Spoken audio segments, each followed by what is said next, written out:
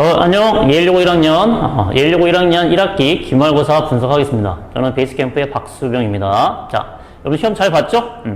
아니라고? 잘 봤을 거라고 봅니다. 자, 예일여고 1학년 1학기 기말고사 분석 들어갑니다. 자, 출제 경향을 한번 분석을 해봤어요. 이번 기말고사 때는 총 27문제가 출제가 되었었고, 배점은 100점이죠. 여러분 이제 경험해서 알겠지만, 기말고사 때는 중간고사하고 다르게 뭐가 안 나왔다? 서술형이 출제가 안 됐습니다. 그래서 전부 다 선지형, 선택형으로 나왔는데, 선택형 문제가 총 몇 문제? 27문제가 나왔죠. 자, 그러면 그 27문제를 좀 분석을 해보면, 그 문제의 원천이 어디서 나왔는지, 소스가 어디서 나왔는지 한번 봅시다. 그러면 부교재, 여러분이 공부했던 거 부교재죠. 이름이 부교재지 사실은 실질적으로는 주교재인데, 거기에서 22문항, 22문항이 나왔습니다. 배점은 82.7점. 몇 퍼센트? 간단하죠? 100분의 82.7이면 몇 퍼센트? 82.7%가 여기서 출제됐다. 엄청나게 많이 출제된 거죠. 자, 그 다음에 네 문제는 모의고사에서, 우리 그 모의고사 외부 지문으로 넣어줬죠. 학교에서 수업 안 하시고 이렇게 그냥 준 거. 거기서 네 문제가 나왔습니다. 역시 선택형으로만 나왔고, 배점은 14.2점. 몇 퍼센트? 14.2%. 자, 굉장히 간단하죠. 자, 그 다음에 외부 지문에서 한 문제 나왔죠. 맨 마지막 문제 27번 문제였죠. 27번 문제에 빈칸 문제로 나왔어요. 자, 한 문제 나왔고, 배점은 3.1점. 그래서 이걸 다 더하면, 자, 이걸 다 더하면 100점이 됩니다. 선생님이 강조하고 싶은 거는 뭐냐면, 자, 이번 시험은 전반적으로 좀 평이했다라고 하는 추세이고, 선생님도 문제를 다 풀어봤는데, 전반적으로 평이했습니다. 맨 마지막 문제 외부 지문에서 단어 하나 때문에 조금 헷갈릴 수 있는 그런 소질이 있었지만, 평상시에 영어 독해를 꾸준히 공부한 친구들은 큰 어려움 없이, 즉 꽈는 문제 없이 두 번, 세 번 생각할 필요 없이 문제를 성실하게 풀면 충분히 좋은 점수를 낼 수 있었겠다라고 생각이 듭니다.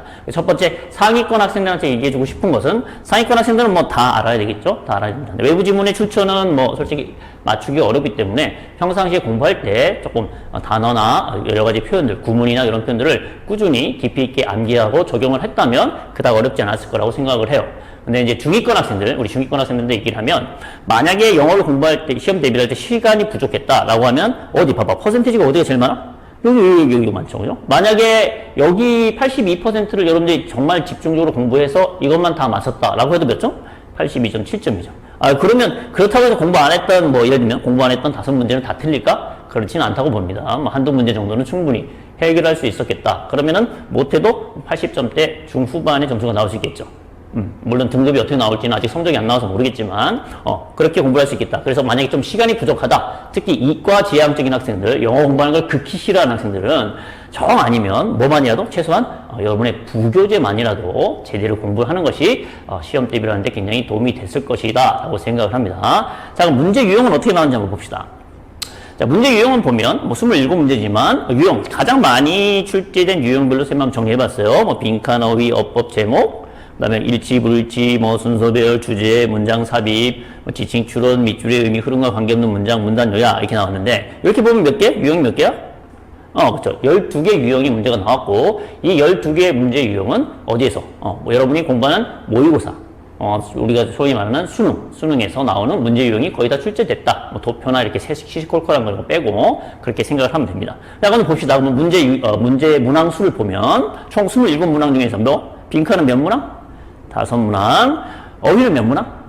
4문항. 어법은 몇 문항? 3문항. 특이하게도 제목이 3문항이 나왔어요. 자, 그럼 봅시다. 여기에 나와 있는 빈칸, 어휘, 어법, 제목이 합하면 몇 문제입니까? 5, 4, 3, 3. 산수 빠른 친구들 빨리 알려주세요. 3, 3, 4, 15. 15문제네요. 그죠? 맞네? 15문제. 총 몇 문제 중에? 27문제 중에 15문제가 이쪽 유형에서 나왔다, 이 말이에요. 무슨 말인지 알겠죠? 자, 뭘 얘기하고 싶어요? 이런 유형들을 좀 집중적으로 공부하는 게 좋겠다라고 지금 쌤이 얘기하는 겁니다. 수능에서는 빈칸 문제는 4문제 나옵니다. 어휘 문제 하나 나와요. 어법 문제 하나 나오고, 제목 문제 하나 아니면 2개 나옵니다.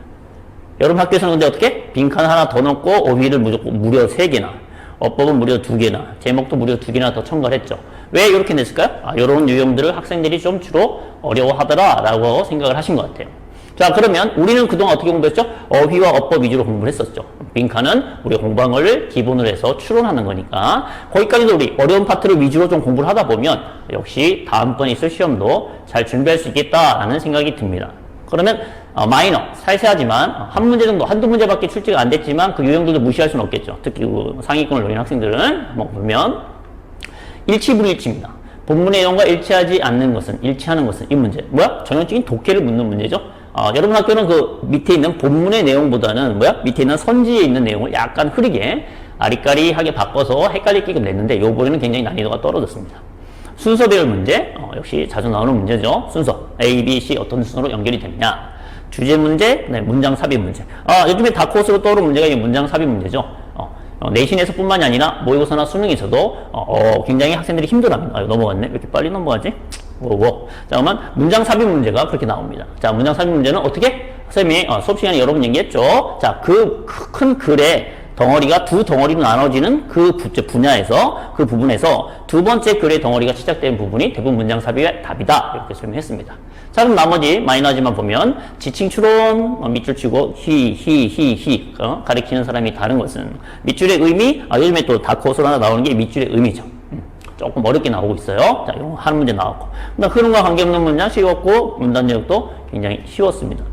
자, 그러면 이렇게 문제 유형을 다 분석을 해봤어요. 자, 그럼 다시 한번 얘기해주고 싶은 것은 그러면 뭐냐? 자, 주로 출제가 됐던 소스는 어디였고? 부교재 파트였고, 주로 출제가 많이 됐던 유형은 어느 유형이었다? 요쪽 유형이었다. 라고 얘기해 줄 수 있습니다.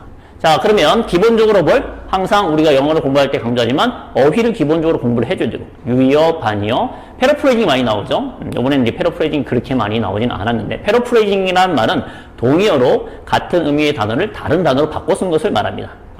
그게 좀 나오고, 역시 어법은 평상시에 공부를 해야 되겠죠.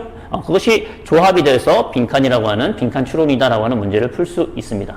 자, 이렇게 분석을 해봤습니다. 그래서 이번 기말고사는 총평으로 전반적으로 얘기해보면 전반적으로 좀 난이도가 그렇게 높진 않았다. 그래서 아마 100점을 맞은 학생들이 꽤 많았던 걸로 알고 있습니다.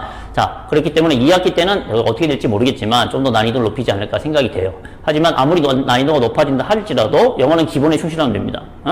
어법어휘, 문장 해석. 그렇죠? 그런 것들이 좀 충실한다면 여전히 기말고사, 다음 학기에도 좋은 점수를 받을 수 있을 것이다 라고 생각합니다.